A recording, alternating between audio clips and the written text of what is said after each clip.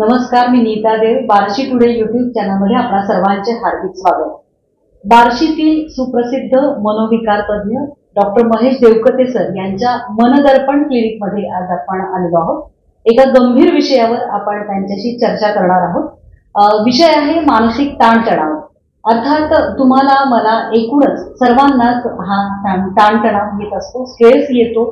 त्याचं नेमकं व्यवस्थापन कसं करावं, त्याची कारणं काय, त्याचा उपाय काय आहे, त्याच्यावरती उपचार काय केले जातात याबद्दल चर्चा करणार आहोत.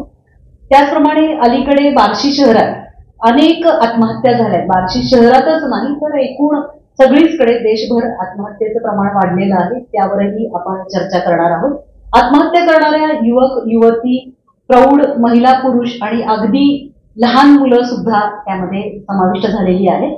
तर आत्महत्या करणाऱ्या व्यक्तीच्या दृष्टीने केवळ फक्त तोच मरतो आणि किंवा त्याला तोच पर्याय ठरलेला असतो. पण प्रत्यक्षात आत्महत्या हा एकमेव पर्याय असू शकत नाही असं आपल्याला सर नक्कीच सांगतील. आणि आत्महत्येमुळे एकाच आयुष्य संपतं. मग आत्महत्येचे दुष्परिणाम त्या संपलेल्या व्यक्तीच्या एकूणच कुटुंबावरती काय होतात, त्यामुळे आज आपण आत्महत्या ची कारणं किंवा उपाय काय आहेत त्याच्यावरती पण आपण चर्चा करणार आहोत. आणि अशा वेळी कुटुंबाची जबाबदारी किंवा एकूणच आपल्या सहकार्यांची जबाबदारी काय असते याबाबतही सरांशी चर्चा करणार आहोत. सर नमस्कार. नमस्कार. युट्यूब चॅनलमध्ये आपलं खूप खूप नमस्कार सर्वांना. सर, आज म्हणजे आपण बघतोय की गेली दशकभर तुम्ही स्वतः विखुरलेल्या, दुभंगलेल्या, उद्ध्वस्त झालेल्या मनांच्या वेदना, संवेदना अगदी जाणून घेत या क्षेत्रात मनोविकार तज्ञ म्हणून कार्यरत आहात. तर आपण उत्तम लेखक पण आहात असं आपल्याकडून कळालं आम्हाला. तर आपण असं मनोविकार तज्ञ व्हायचं असं काही ठरवलं होतं का? एकूणच शैक्षणिक वाटचाल म्हणजे अगदी प्राथमिक शिक्षणापासून ते वैद्यकीय शिक्षणापर्यंत आणि कौटुंबिक पार्श्वभूमी याबद्दल काय सांगायचं? सर्वात प्रथम धन्यवाद तुम्हा सगळ्यांचे. माझी कौटुंबिक पार्श्वभूमी सांगायचं तर माझं एकत्रित कुटुंब पद्धती आहे. माझ्या घरामध्ये माझा मोठा भाऊ, त्याची पत्नी, त्याची 2 मुलं, माझी पत्नी, माझी 2 मुलं आणि माझे आई वडील असं 10 जणांचं कुटुंब आम्ही राहतो. माझं प्राथमिक शिक्षण श्री गुरुदेव दत्त प्राथमिक विद्या मंदिर भूम या ठिकाणी पार पडलं 5वी पर्यंत. 6वी नाही, मूळ गाव माझं उस्मानाबाद म्हणजे आता जे धाराशिव आहे त्या जिल्ह्यामध्ये छोटं कौडगाव म्हणून आहे, ते माझं मूळ गाव आहे. आणि बार्शी हे माझं आजोळ आहे. आणि 6वी पासून ते 12वी पर्यंत मी बार्शीमध्येच पुढे शिकलो. महाराष्ट्र विद्यालयामधून मी SSC पास केलं आणि श्री शिवाजी महाविद्यालयामधून मी HSC पास झालो म्हणजे 12वी पास झालो. त्यानंतर डॉक्टर होण्याची इच्छा मनापासून पहिल्यापासून होती. मनोविकार तज्ञ व्हावं असं काही मी ठरवलेलं नव्हतं. परंतु MBBS झाल्यानंतर जेव्हा पदव्युत्तर शिक्षणासाठीची जी एंट्रन्स परीक्षा घेतली जाते त्याच्यामध्ये माझ्या मार्क्सनुसार, माझ्या रँकनुसार मला नायर हॉस्पिटल येथे मनोविकार शास्त्र या अभ्यासक्रमामध्ये माझं सिलेक्शन झालं. ॲक्च्युली मला ते नाखुशीनं स्वीकारावं लागलं, कारण मनोविकार शास्त्राबद्दल जेवढं तुम्ही सगळी लोक अज्ञानी आहात तेवढ्या मी पण त्यावेळेस होतो. पण नंतर जेव्हा सेकंड राऊंडला जाण्याआधी 1-1.5 महिन्याचा अवधी माझ्याकडे होता. त्या 1.5 महिन्याच्या अवधीमध्ये मी तिथल्या वेगवेगळ्या रुग्णांशी बोललो, मी तिथं अभ्यास केला. माझ्या वरिष्ठांसोबत मी तिथे राऊंड्स घ्यायचो, पेशंटला बोलायचो, त्याच्या वेगवेगळ्या मानसिक अवस्थांवरती आम्ही चर्चा करायचो. तेव्हा त्या 1.5 महिन्यात मला असं लक्षात आलं की माझा एकंदर स्वभाव किंवा मी ह्या प्रोफेशनला सूट करतोय असं माझ्या लक्षात आलं. त्यामुळं मनोविकार शास्त्राबद्दल मला एक कुतूहल निर्माण झालं, इंटरेस्ट निर्माण झाला आणि मी सेकंड राऊंडला न जाण्याचं ठरवलं. आणि त्या ठिकाणी त्या क्षणी मी मनोविकार तज्ञच आपल्याला व्हायचंय असं प्रामाणिकपणे ठरवून टाकलं. साधारण तुम्हाला मार्गदर्शक म्हणून कोण कोण लाभले? मला आमचे हेड ऑफ द डिपार्टमेंट म्हणजे डॉक्टर रवींद्र कामत सर हे आमचे त्या युनिटचे हेड ऑफ द युनिट होते. त्यानंतर doctor Alka Subramaniam madam, doctor Hinal Shah madam, doctor Devraj Sinha sir अशी वेगवेगळी मातबर मंडळी मला गुरुवारी म्हणून मिळाली. त्यासोबतच बार्शीमधले डॉक्टर कृष्णा मसूद सर असतील, डॉक्टर संतोष बिनवडे सर असतील किंवा डॉक्टर अतुल कोकाटे सर असतील, हे सगळ्यांना मी पहिल्यापासून ओळखत होतो, त्यांचं काम पाहत होतो. तर ते पण मला गुरुवर्यांसारखेच आहेत. आता सॅटिस्फॅक्शन वाटतंय म्हणजे या क्षेत्रात? मनापासून सॅटिस्फॅक्शन वाटतंय.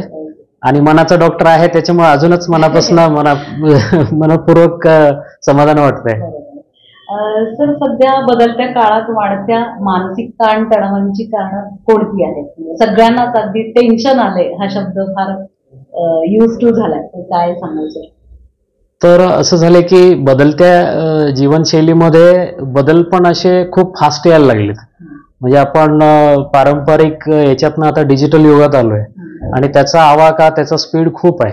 या बदलत्या जीवनशैलीचा स्पीड खूप आहे.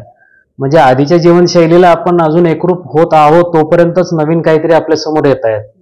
तर त्याला सामोरं जाताना प्लस बऱ्याच गोष्टींमध्ये आपल्याला तडजोड करावी लागते. ह्या सगळ्याचा एक परिणाम असा होतो की जी काही कारणं आहेत मानसिक ताणतणावाची, हे अजून ठराविक पद्धतीने ठळक होत आहेत.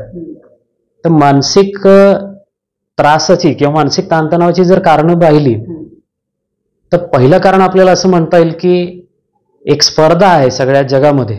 मग ते शिक्षणामध्ये असेल, नोकरीमध्ये असेल, व्यवसायामध्ये असेल. या स्पर्धात्मक जगात जगताना खूप आपल्याला अपेक्षांचं ओझं आहे. तर ते एक प्रमुख कारण. दुसरं, नातेसंबंधांमधलं ताणतणाव. आजकाल वैवाहिक जीवनामध्ये पण खूप अडचणी यायला लागल्यात. घटस्फोटांचे प्रमाण वाढत आहेत. मुलांमधला आणि आईवडिलांमधला जो संबंध आहे, संवाद आहे, तो कमी होत चाललाय. कौटुंबिक कलह वाढत चाललेत. भावाभावांमध्ये वाद निर्माण व्हायला लागलेले आहेत. ते एक कारण आहे. तिसरं, आर्थिक समस्या. हे बरेच लोक महागाईपासून त्रस्त आहेत. बऱ्याच जणांना कर्जाचं डोंगर त्यांच्या डोक्यावरती आहे. काही बरेच जण म्हणजे लालचपोटी कुठे एखाद्या शेअर मार्केटमध्ये किंवा एखाद्या रिस्की सिच्युएशनमध्ये स्वतःला आणून ठेवत आहेत. अजून काही कारण म्हणाल तर लहानपणापासून आता आजकाल असं झालं की आईवडील खूप मार्कांचं अपेक्षा ठेवतात मुलांवरती. एवढे मार्क मिळालेच पाहिजेत, डॉक्टर किंवा इंजिनियर झालाच पाहिजे.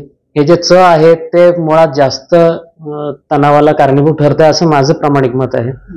अशी वेगवेगळी कारणं आहेत. प्लस निसर्गचक्रामध्ये पण बदल होत आहेत सारखे. तुम्ही बघा, हवामान पण सतत बदलत चाललंय. त्याच्यामुळे माणसाला तडजोड करायला किंवा जुळवून घ्यायला थोडेसे अडचणी येत आहेत आणि त्याच्यामुळे मानसिक ताणतणाव वाढत आहेत असं मला वाटतं. तरुण पिढीमध्ये जरा जास्त म्हणजे हो, निश्चितपणे बघितलं तर आता रिसेंट 3-4 आत्महत्या झाल्या मुलांच्या. तर ती पण काय कारण असू शकतात?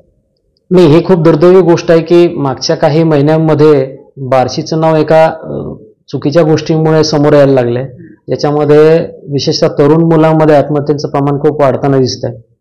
मला असं वाटतं की कारणं वैयक्तिक काही वेगवेगळी असू शकतील, पण ढोबळमानानं जर पाहिलं तर स्पर्धात्मक जग, काहीतरी आर्थिक समस्या, कौटुंबिक वादविवाद किंवा वैयक्तिक काहीतरी तणावाच्या गोष्टी. मला असं वाटतं की बऱ्याच वेळेला आता आपण ह्या डिजिटल युगात जगताना संवाद कमी झालेत.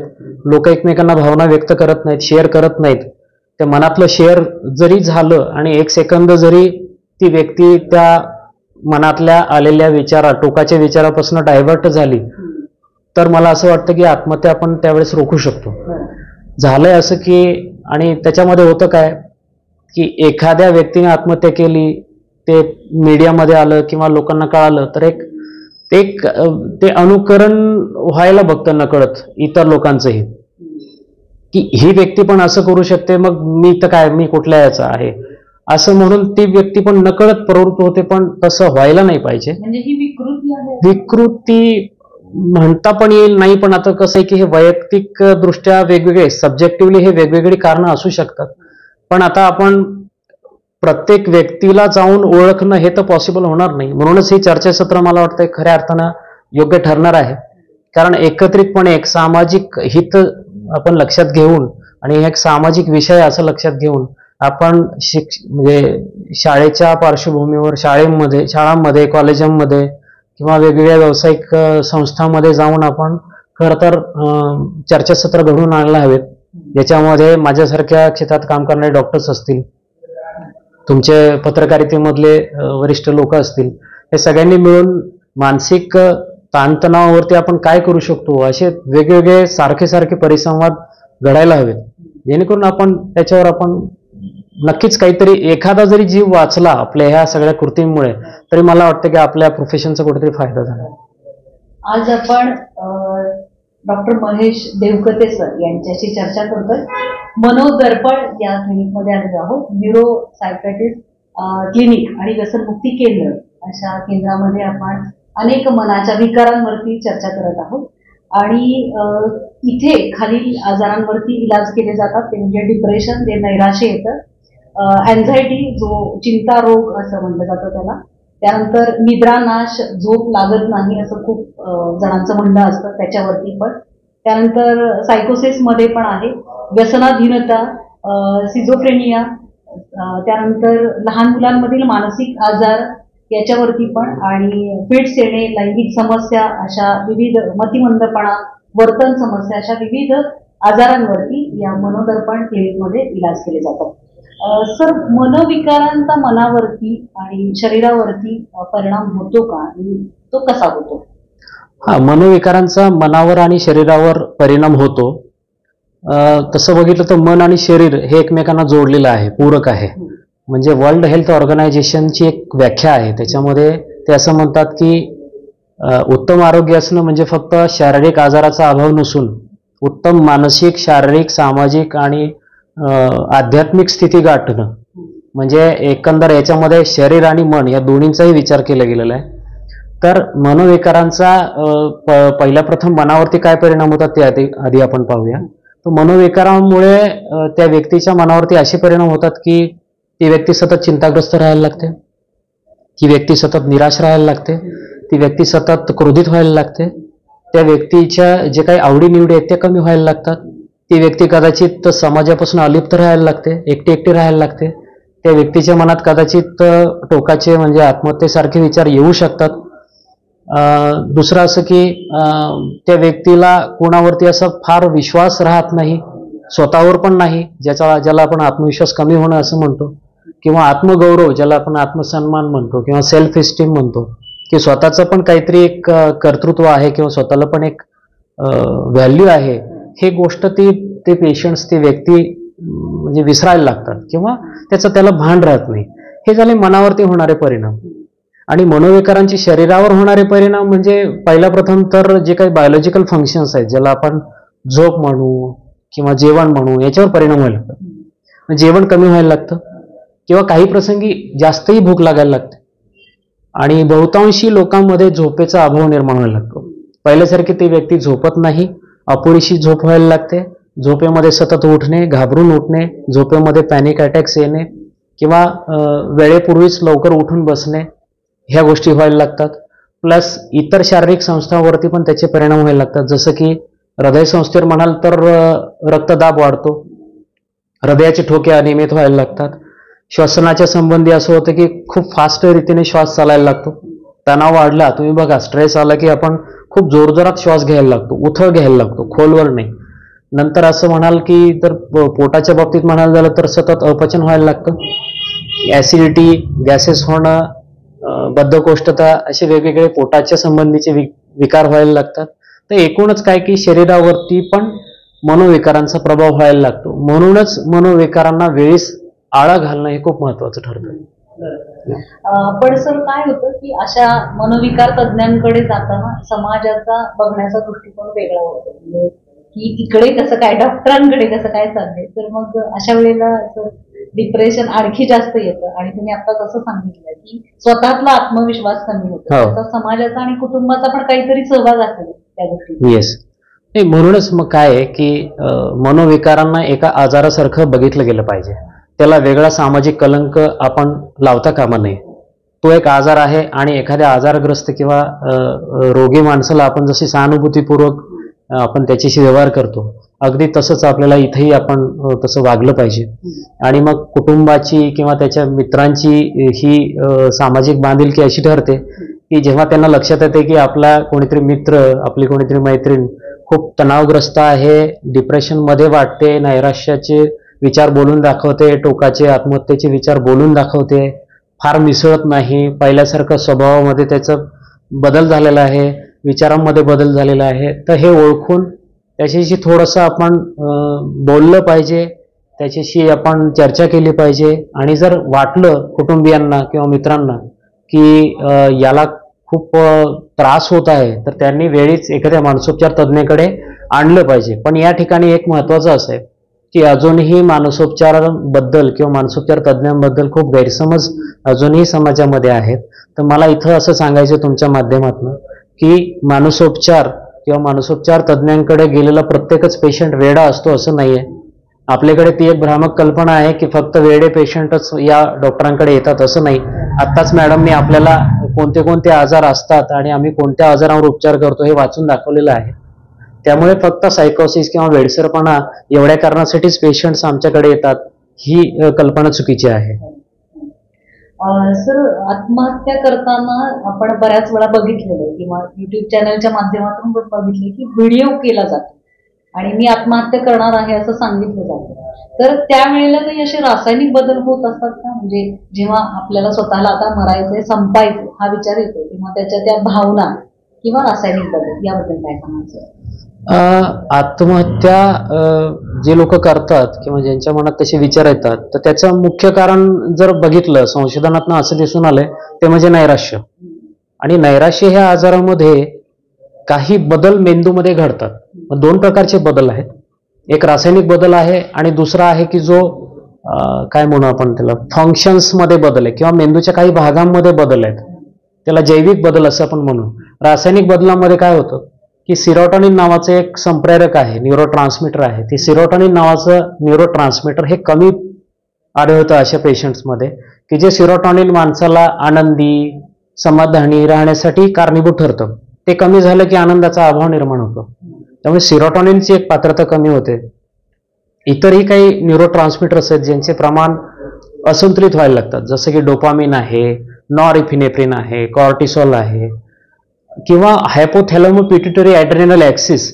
आता ही शब्द खूप क्रिटिकल आहेत, पण एक ही यंत्रणा काम करत असते आपल्याला नैराश्यापासून वाचवण्यासाठी. पण त्या ठिकाणी मग हे रासायनिक बदल घडले की ही सगळी यंत्रणा कोलमडते. तसंच जर जैविक बदल बघितले तर मेंदूचा जो हा पुढचा भाग आहे त्याला प्रीफ्रंटल कॉर्टेक्स म्हणतात, की जे इतर प्राण्यांपासून आपल्याला वेगळं करतं. आपल्या विचारांवरती आपल्याला कंट्रोल आणायला हे भाग कारणीभूत ठरत असतो. तर या भागाची पण क्रिया कमी झालेली या रुग्णांमध्ये सापडते.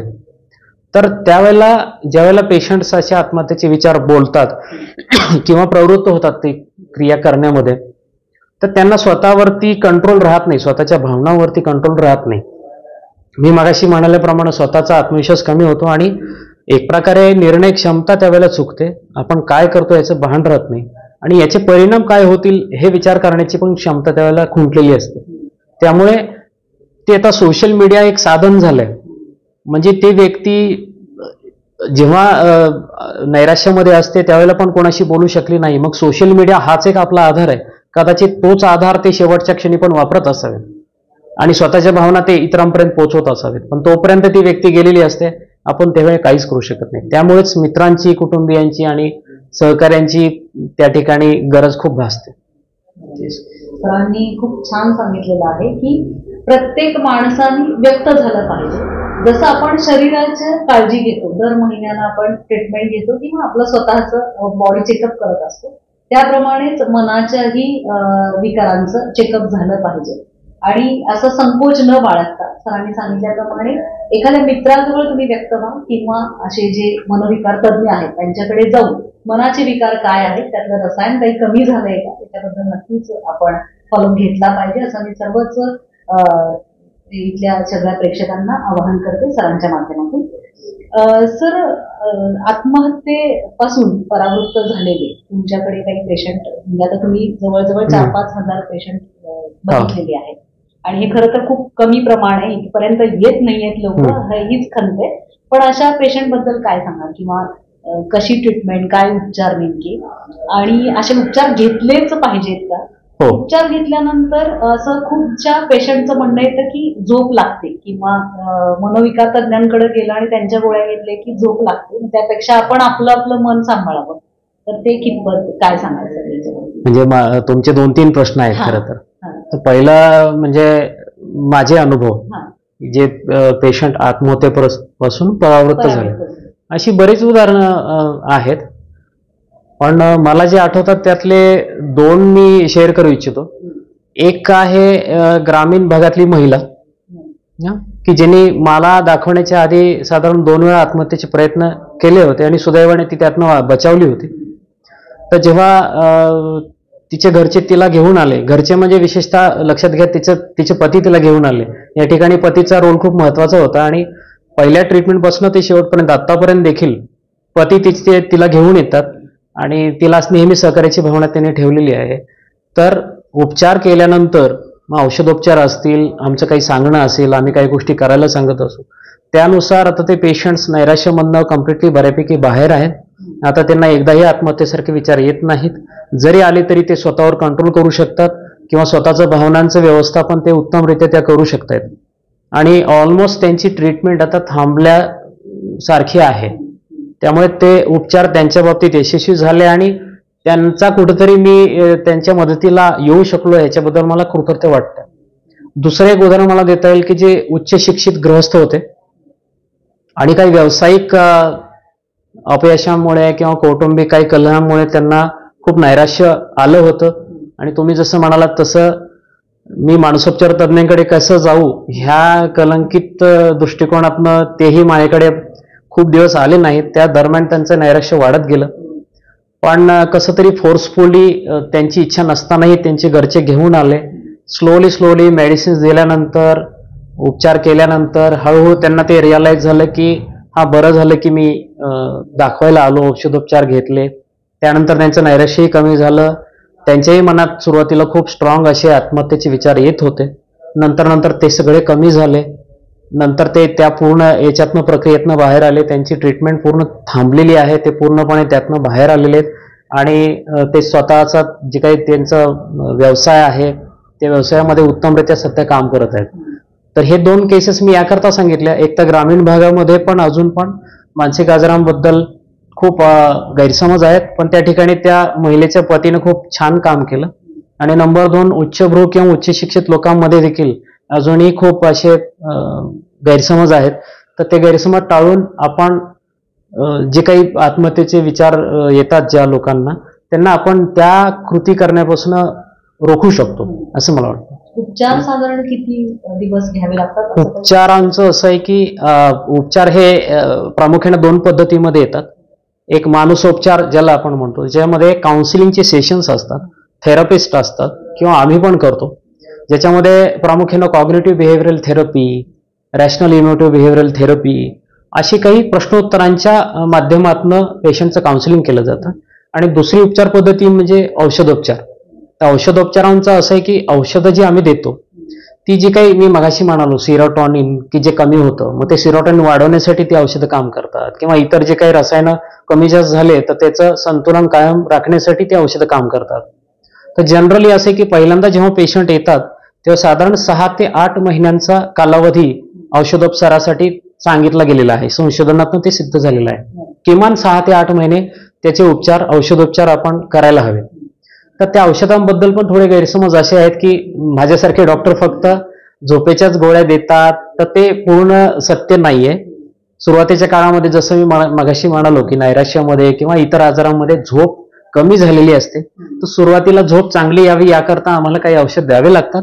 परंतु ती तात्पुरती तुमची झोप चांगली होईपर्यंत ते ठेवलेले असतात. नंतर आम्ही ते औषधं कमी करत बंद करत असतो आणि पेशंटच्या लक्षणांच्या अनुसार आम्ही त्यांचे उपचार करत असतो. त्यामुळे औषधोपचारांबद्दल कोणीही गैरसमज बाळगण्याचं कारण नाही आहे.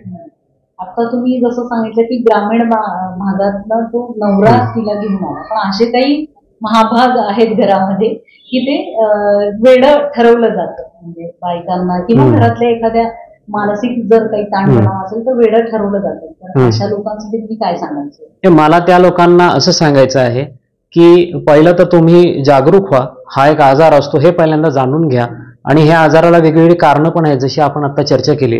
हे काही कुठला ढोंगीपणा किंवा मुद्दामून केलेला काही प्रकार नसतो.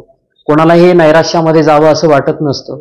ठीक आहे, नॉर्मल निराशा वेगळी, म्हणजे आज मला थोडंसं निराश वाटतंय हे तात्पुरतं निराशा वेगळी आणि नैराश्य हा एक आजार आहे हे वेगळं. हे आपण जाणून घ्यायला हवं. आणि जेव्हा असं लक्षात येतं की आपल्या घरातली महिला की जी एखाद्या मनोविकाराने ग्रस्त आहे तर तिला उलट समजून घेणं गरजेचं आहे आणि तिला वेळीच उपचार करून देणं महत्वाचं आहे. आजकाल पुरुष प्रधान संस्कृती अजूनही आपल्याकडे आहे, त्यामुळे स्त्रियांच्या भावना दाबल्या जातात. त्यांना मनमोकळेपणानं बोलू दिलं जात नाही. ते बोलता यावं, त्यांना त्यांच्या मनातलं मांडता यावं, अशा रीतीनं पुरुषांनी किंवा जे नवरे लोक आहेत त्यांनी थोडंसं त्या आपल्या सहचारिणीचे भावना लक्षात घ्यायला हव्यात आणि त्यानुसार त्यांना पण तेवढं महत्व दिलं गेलं पाहिजे. वेड म्हणजे मानसिक विकार होण्याचं कारण हे पुरुषांमध्ये जास्त आहे का महिलांमध्ये? तसं ऍक्च्युली जर आता पाहिलं तर संशोधनातनं असं दिसतंय की पुरुषांमध्ये जास्त आहे.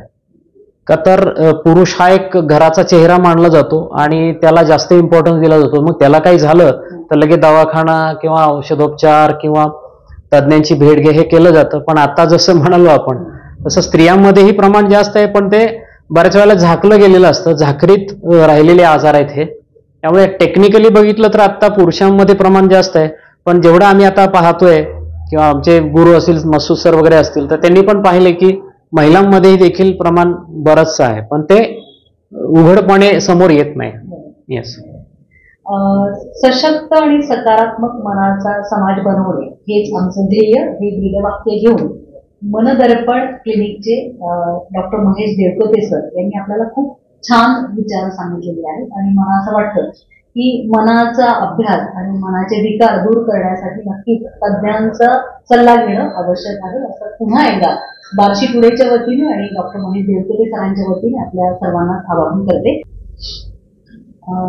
सर, आपल्या फाईलमध्ये जेव्हा बघतो आपण त्यावेळेला तुम्ही सगळ्याच आजारांवरती इलाज करताय, तर व्यसनाधीनता हे कारण मनाचं असू शकतं का? म्हणजे खूप ताणतणाव आलाय आता, महिलांचं पण प्रमाण अगदी व्यसनाधीनतेकडे गेलेलं आहे. तर दारू पिली की बरं वाटते किंवा सिगारेट ओढलं की बरं वाटते किंवा अगदी चहा कॉफीचं पण व्यसन आहे, ते काही मनाचे आजार असतात तर काय सांगायचं? व्यसनाधीनतेमध्ये असं होतं की बऱ्याच वेळेला बरीच पुरुष मंडळी असं एक धारणा मनात ठेवून आहेत की स्ट्रेस आला की थोडीशी ड्रिंक घेतली तर बरं वाटेल किंवा बरं वाटतंय. पण हे तितकंसं सत्य नाहीये. एक प्रकारे काय होतं की ड्रिंक्स घेतल्यानंतर तुमचा मेंदू एका युफोरिक स्टेजमध्ये जातो आणि त्या दरम्यान खूप असं छान काहीतरी भारी वाटायला लागतं. तो नशेचा भाग आहे. पण त्या नशेच्या भागाला लोक गलतफहमीमध्ये असं समजतात की माझा स्ट्रेस कमी झालाय, परंतु ते तसं नसतं. स्ट्रेस तुमचा आहे तसंच आहे, किंबहुना वाढत आहे. आणि दुसऱ्या बाजूने तुम्ही व्यसनाधीनतेकडे जाता. म्हणजे तुम्हाला काय वाटतं की आता मी दारू घेतली की मला खूप छान वाटतंय, काहीतरी त्याला हाय म्हणतात किंवा किक म्हणतात, असे बरेचसे शब्द प्रचलित आहेत. तर ते घेतलं की मला छान वाटतं, अशा हेतून काय होतं की ते मेंदूमध्ये काही रासायनिक बदल होतात आणि काही रिवॉर्ड पाथवेज तयार होतात, जेणेकरून मेंदू त्या गोष्टीकडे अजून आकर्षित होतो. ती गोष्ट परत परत हवीशी वाटते. म्हणून मग दारूकडे, व्यसनांकडे त्या माणसाचा ओढा वाढत जातो आणि तो एका त्याची जी धारणा आहे ती त्या खात्रीमध्ये, चुकीच्या खात्रीमध्ये अशी बदलते की मला घेतलं तरच बरं वाटतंय. आणि मग याप्रमाणे काय होतं की त्याचे दोन त्रास वाढत जातात. स्ट्रेसचा त्रास तर वाढतोच आहे, ताणतणावाचा, आणि ताणतणावामुळे येणारे मानसिक आजार ते तर वाढतच आहेत. आणि 2 नंबरला व्यसनाधीनता. हे दोन्हींचा प्रभाव एवढा वाढत जातो की मग व्यसनाधीनतेमुळे पण लोकांची निर्णय क्षमता चुकलेली आहे. कितीतरी आत्महत्या मॅडम व्यसन करून केलेले आहेत लोकांनी. कारण ते व्यसन केलं की त्यांना असं वाटतं की थोडीशी मला हिंमत येईल, आणि मग ती जी नकोय गोष्ट ती करायला ती स्वतः त्यांचा मेंदू त्यांना पुढे ढकलतो. त्यामुळे व्यसन कुठल्याच अर्थी चांगलं नाहीये. सवयच लावायची तर आपण चांगल्या गोष्टींची जर लावली तर मला वाटतं स्वतःचाही एक प्रकारे विकास होईल आणि आपण इतरांच्याही मदतीला येऊ. सर, तुम्ही डिप्रेशन किंवा चिंता रोग वगैरे, निद्रानाश याच्यावरती खूप छान सांगितलेलं आहे. तर स्किझोफ्रेनिया हा एक वेगळाच आजार आहे. त्याचा अनुभव असा की परवा ठाण्याची एक गोष्ट बघितली होती टीव्हीवरती. तर त्याच्यामध्ये एका महिलेने आपल्याच मुलाला मारून टाकलं. तर इतक्या वर्स्ट कंडिशनला मनाचं इतकं हे होऊ शकतं का? अगदी दुसऱ्यांना मारेपर्यंत असे विकार होऊ शकतात का? किंवा गजनी चित्रपट पाहिला, त्याच्यामध्ये पण असं की 15 मिनिटात त्याची मेमरी खलास होते आणि त्याच्यामध्येही हा स्किझोफ्रेनियाचा आजार सांगितलेला आहे. काय सांगायचं त्याबद्दल? स्किझोफ्रेनिया, प्रथम तर स्किझोफ्रेनिया हा एक मानसिक आजार आहे आणि त्याचं कारण जर बघितलं तर स्किझोफ्रेनियामध्ये डोपामिन नावाचं एक मेंदूतलं रसायन असतं की जे अति प्रमाणामध्ये तयार होतं. आणि स्किझोफ्रेनिया ह्या आजाराची प्राथमिक लक्षणं अशी आहेत की ज्याच्यामध्ये पेशंटला भ्रम तयार होतात. भ्रम अशा अर्थी की त्या व्यक्तीला वाटायला लागते की कोणीतरी माझा पाठलाग करतंय, कोणीतरी माझ्यावर काहीतरी जादूटोना करतंय, कोणीतरी मला जीव मारण्याचा प्रयत्न करतंय, कोणीतरी माझ्याबद्दल चर्चा करतंय, कोणीतरी माझ्यावरती नजर ठेवून आहे, किंवा कोणीतरी माझ्या हालचालींवर नियंत्रण ठेवण्यासाठी काहीतरी डिजिटल यंत्रांच्या मधून माझ्यावरती कंट्रोल करण्याचा प्रयत्न करतायत, जसे की कॅमेरे लावले आहेत किंवा कोणीतरी परदेशीय कुठेतरी यंत्रणा आहे की जी माझ्यावर नजर ठेवून आहे. इथपर्यंत हे भ्रम तयार होत असतात. नंबर 2चं प्राथमिक लक्षण आहे ते म्हणजे भास. भास म्हणजे असं की त्या व्यक्तीला कानामध्ये, आणि प्रामुख्यानं ऑडिटरी हॅल्युसिनेशन्स त्याला हे खूप कॉमन आहे, म्हणजे आवाज जे ऐकू येतात भासाच्या स्वरूपात ते असे असतात की त्या व्यक्तीला कोणातरी आवाज यायला लागतो. ते आवाज जे असतात ते असे असतात की ते डायरेक्ट ते पेशंटला काहीतरी कृती करायला सांगतात, किंवा ते आवाज 2-3 प्रकारचे असतात आणि ते आपापसात ते आवाज त्या व्यक्तीबद्दल बोलत असतात, किंवा त्या व्यक्तीबद्दल घाणेरडं काहीतरी अदवा तद्वा बोलत असतात. आणि ही जी व्यक्ती आहे ज्याला स्किझोफ्रेनिया झालेला आहे त्या व्यक्तींना ह्याचा पूर्ण इन्साईट नसतो किंवा त्याची त्यांना जाणीव नसते की हे आपल्याला जे व्हायला लागले हे भास आहेत किंवा भ्रम आहेत, हे त्यांना ते कळत नसतं, जाणवत नसतं. हे इतर लोकांना जाणवतं की याचे भास आहेत म्हणून, परंतु ते पेशंटला, त्या रुग्णाला हे खरोखर तंतोतंत रिअल वाटतं. आणि ते भास पण अशा पद्धतीने खरेखुरे असतात की ते पेशंट ते टाळू शकत नाही. आणि मग असं जर हे स्किझोफ्रेनियाची ही लक्षणं जर वाढत गेली तर त्याचा परिणाम त्याच्या जैविक क्रियांवरती, त्याच्या झोपेवरती, जेवणावरती, त्याच्या दैनंदिन व्यवहारांवरती, नातेसंबंधावरती, एकूणच त्याच्या पूर्ण व्यक्तिमत्वावर त्याचा परिणाम होतो. त्याची विचार करण्याची क्षमता बदलते, भावना व्यक्त करण्याची क्षमता बदलते, रोजचा दैनंदिन व्यवहार बदलतो, ती व्यक्ती आक्रमक होऊ शकते. तुम्ही कल्पना करून बघा, त्या व्यक्तीला सतत भास आणि भ्रम चालू आहेत, त्यांना ते कळत नाहीये की हे रिअल आहे, मला जे वाटतं ते रिअल आहे का हे लोक सांगतात ते रिअल आहे, खरं खोटं काय आहे, ह्या द्वंद्वामध्ये ती व्यक्ती अडकलेली असते. त्यामुळे ती आतून खूप क्रोधित होते आणि त्यावेळेला त्यांची निर्णय क्षमता कमी पडते, कमजोर होते. आपण काय करतो याचं त्यांना भान राहत नाही, पुढे परिणाम काय होतील हे त्यांना सुचत नाही, समजत नाही. आणि तुम्ही जसं म्हणालात ठाण्याची जी क्रिया, दुर्दैवाने मला असं वाटतंय कदाचित की त्या स्किझोफ्रेनिया महिलेची ट्रीटमेंट कदाचित पुरेशी झाली नसेल किंवा थांबली गेली असेल काही कारणास्तव. तिची जर ट्रीटमेंट चालू राहिली असती किंवा जर तिला योग्य वेळेला उपचार दिले गेले असते तर ती ही मोठी जी घटना घडली दुर्दैवानं ती कदाचित घडली नसती. तर स्किझोफ्रेनियाच्या आजाराबद्दल पण मगाशी जसं आपण म्हणाल तसे काही गैरसमज आहेत. ते लोकांना असं वाटतं की यांना काहीतरी भूत लागलंय, यांना काहीतरी कुठल्या तरी चेटकिनीनं पछाडलंय किंवा काहीतरी भूतबाधा लागली आहे, बाहेरचं काहीतरी आहे असं म्हणून मग लोक त्या व्यक्तीला, त्या रुग्णाला काय करतात की बाहेरचं काहीतरी बघण्यासाठी घेऊन जातात, देवऋषांकडे घेऊन जातात किंवा अजून कुठल्या फेथ हिलर्सकडे घेऊन जातात.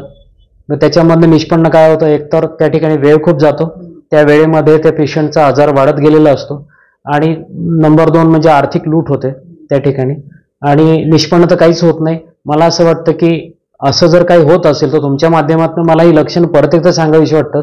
भास होणे, भ्रम होणे, विचित्र वागणे किंवा असभ्य काहीतरी वर्तणूक करणे असं जर काही, किंवा मागच्या काही दिवसांमध्ये त्या व्यक्तीच्या वागण्यात, बोलण्यात, विचारात, स्वभावात काही बदल जाणवत असेल तर मला असं वाटतं की त्वरित एखाद्या मानसोपचार तज्ज्ञाकडे त्यांना घेऊन जावं, ना की कुठल्या देवऋषांकडे.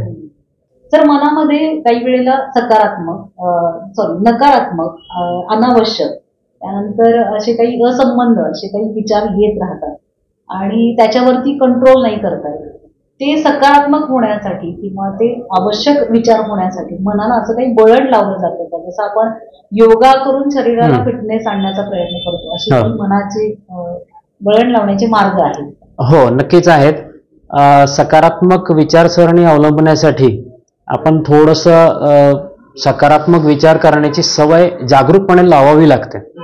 ती सवय आपण रोज लावू शकतो. मला असं वाटतं त्यासाठी काही सोप्या ट्रिक्स आहेत किंवा टिप्स आहेत असं म्हणू. रोज बघा, तुम्ही रात्री झोपताना दिवसभरामध्ये आपण किमान 2-3 तरी काहीतरी सकारात्मक गोष्टी केलेल्या असतात किंवा तसे विचार मनामध्ये आलेले असतात, ते तपासणं आणि स्वतःला त्याबद्दल आभारी मानणं किंवा स्वतःला शाबासकी देणं. काही ना काहीतरी आपण पॉझिटिव्ह काहीतरी केलेलं असतं. हे रोज रात्री झोपताना आपण तपासण्याचा सराव करावा. नंबर 2, नकारात्मक विचार पटकन ओळखायला हवेत. ते ओळखून मग आता हा नकारात्मक विचार यातनं आपल्याला काय फायदा होऊ शकतो हे आपण त्यावेळेला विचार करण्याची गरज आहे. आणि तो नकारात्मक विचार परत ती घटना परत व्हिज्युअलाइज करून ते नकारात्मक विचारांच्या जागी आपण कोणता सकारात्मक विचार करू शकलो असतो असं थोडासा मनातल्या मनात आपण सराव केला पाहिजे. अशा सरावाने काय होईल की आपल्याला जी नकळत सवय लागली आहे नकारात्मक विचार करण्याची ती जाऊन आपण सकारात्मक विचारांकडे आपोआप पुढे जाऊ. पण याला जागरूकपणे अलर्टपणे आपण प्रयत्न केले गेले पाहिजेत. नंबर 3 असं की आपण थोडे संवाद ठेवले पाहिजेत जेणेकरून सकारात्मक वातावरण राहील. संवाद कोणाशी? तर जी लोक खरंच सकारात्मक आहेत, आपल्या अवतीभोवती सकारात्मक लोक असतात, त्यांचे विचार सकारात्मक असतात, थोर महापुरुष असतात किंवा नसले तरी त्यांचे विचार आपल्याला पुस्तकांमधनं कळतात. ते पुस्तकं आपण वाचली पाहिजेत, इन्स्पिरेशनल पुस्तकं वाचली पाहिजेत, सकारात्मक दृष्टिकोन असणारे लोकांची व्याख्यानं आपण ऐकली पाहिजेत, त्यांच्या सहवासात आपण राहण्याचा प्रयत्न करावा. आणि काही सकारात्मक सवयी पण आहेत, जसं की इतरांना प्रेमानं वागणं, इतरांना रिस्पेक्ट देणं किंवा इतरांच्या भावना समजून घेणं. इतरांना वेदना झाल्या तर आपल्यालाही वेदना व्हायला हव्यात, ज्याला आपण संवेदना म्हणतो. ह्या भावना आपल्याकडे असायला हव्यात. ह्या ज्या सकारात्मक भावना आहेत, कृतज्ञता व्यक्त करणं किंवा मदतीला धावून जाणं, खरेपणा, प्रामाणिकपणा किंवा इमानदारीने राहणं किंवा इतरांच्या भावनांचा आदर करणं, ह्या सगळ्या गोष्टी आहेत ना, ह्या सकारात्मक विचारसरणीला खतपाणी घालतात. तर हे आपण कुठंतरी त्यापासून दूर तर जात नाही ना, हे सतत आपण आत्मचिंतनातून बघितलं पाहिजे. तर मला वाटतं ह्या गोष्टी सोप्या आहेत. आपण थोडीशी सवय जर लावली तर मला वाटतं आपण सकारात्मक नेहमीच राहू. आणि जर सकारात्मक दृष्टिकोन आपण नेहमी अंगीकारला तर मला वाटतं की मानसिक ताणतणावाला आपण फारसं बळी पडणार नाही. सर, येरवड्यामध्ये पण तुम्ही काम केलेलं आहे, त्याचप्रमाणे आता जगदंबा हॉस्पिटलमध्ये पण आपण कार्यरत आहात आणि मनदर्पण क्लिनिकच्या माध्यमातून आपण सगळ्या लोकांना पुन्हा एकदा आवाहन करत असता नेहमीच, मनाचे विकार जाणून घ्या आणि त्याच्यावरती योग्य वेळी योग्य उपचार करा. तर काय सांगाल सर, येरवड्यातले अनुभव काय सांगाल आणि मेट्रो सिटीतलं पेशंट आणि ग्रामीण भागातले पेशंट यातली तफावत तुम्हाला काही जाणवली का? थोडंफार प्रमाणात तफावत अशी आहे की ग्रामीण भागात मी मगाशी म्हणाल्याप्रमाणे थोडा शिक्षणाचा अभाव असतो किंवा काही पारंपरिक विचार पद्धती पाळमुळं रुजलेली असतात. त्यापासून आपण आधुनिक जीवनशैलीकडे फारसं लोकांचा ओढा नसतो. आधुनिक जीवनशैली म्हणजे थोडंसं व्यायाम करणं, योगा, ध्यानधारणा करणं. तर हे ग्रामीण भागात अजून पण त्याच्याबद्दल थोडासा अवेअरनेस नाहीये. आणि शहरी भागामध्ये म्हणाल तर ह्या सगळ्या गोष्टी आहेत, आधुनिक जीवनशैली आहे, परंतु एकमेकांना द्यायला वेळ नाहीये. तर ह्या प्रामुख्याने 2 तफावतीच्या गोष्टी दिसतात. आणि येरवडा मेंटल हॉस्पिटल मधला अनुभव असा की तिथं एकतर ते मेंटल असायलम आहे की जे एक खूप म्हणजे मला वाटतं इंग्रजांच्या काळातलं खूप जुनं हॉस्पिटल आहे ते. त्या ठिकाणी बरेचसे पेशंट्स आत्ता देखील 1000 ते 1500 पेशंट्स ऍडमिट असतील त्या ठिकाणी. परंतु तिथला अनुभव असा आहे की तिथं बरेचसे सायकोटिक पेशंट्स जास्त असतात. तिथं नैराश्य किंवा एन्झायटी अशा तऱ्हेचे पेशंट्स नसतात की जिथे खूप चिवट आणि खूप जुनाट आजार असलेले पेशंट्स त्या ठिकाणी असतात. त्या ठिकाणचा अनुभव वेगवेगळे आहेत. ते म्हणजे असं इंडिव्हिज्युअलाइज आपल्याला सांगता नाही येणार, पण तिथल्या अनुभवाचा फायदा मला नक्कीच या ठिकाणी होतोय. येस. पुन्हा एकदा सशक्त आणि सकारात्मक मनाचा समाज बनवणे हेच आमचं ध्येय असं सरांनी ध्येय अंगीकारलेलं आहे. आणि तर नेहमीच आपल्या मनदर्पण क्लिनिकच्या माध्यमातून आपल्या सर्वांनाच आवाहन करत असतात. मीही बार्शी टुडेच्या वतीने आपल्या सर्वांना आवाहन करते की शरीराप्रमाणेच मनाचे विकार जाणून घ्या. आत्महत्या करताना व्हिडिओ करण्यापेक्षा सरांकडे येऊन व्यक्त व्हा आणि वेळीच काही जर रासायनिक आपल्यामध्ये बदल होत असतील तर त्याच्यावरती योग्य उपचार करा. आणि सरांनी सांगितल्याप्रमाणे व्यक्त होणं हाच पर्याय असू शकतो. मनाला स्वतःचं वळण लावून घ्या. जसं सर 21 दिवसांची सायकल असते, कोणत्याही गोष्टी करताना 21 दिवस असं म्हणलं, त्याप्रमाणे मनाचंही वळण लागू शकतं. मी तेच आता जसं म्हणालो तसं की आपण थोडे सवयी लावून घ्या. आपल्याला आज दिवसभरात सकारात्मक राहायचंय, हा एक मनाशी खुणगाठ बांधून घ्या. रोज सकाळी उठलं की आजचा दिवस मी कसा घालवणार आहे हे पहिलं मनाशी ठरवून घ्या. आणि प्रत्येक छोट्या छोट्या गोष्टींचा आनंद आपण घ्यायला शिकलं पाहिजे. तो आपण हरवलाय कुठंतरी. म्हणजे मी हॉस्पिटलमधनं घरी गेलो तर माझी मुलगीचं माझ्याकडे पप्पा मला काहीतरी सांगायचे असं म्हणून आली तर तिच्या त्या गोड लहानपणामध्ये आपण पण समरस व्हा, मिसळून जा, आनंद घ्या. म्हणजे छोट्या छोट्या गोष्टी असतील, आजूबाजूला काहीतरी छान आनंदी वातावरण आहे त्याचा आनंद घ्या. आणि त्या मोमेंटमध्ये आपण राहायला शिकलं पाहिजे, वर्तमानामध्ये राहायला शिकलं पाहिजे. भूतकाळ आणि भविष्यकाळामध्येच आपण जास्त करून वावरतो किंवा त्याच्यामध्येच आपण गुरफटलेलो असतो. मला असं वाटतं की वर्तमान क्षणामध्ये, वर्तमान स्थितीमध्ये जर आपण राहिलो तर भूतकाळ किंवा भविष्यकाळ आपल्याला त्रास देणार नाही.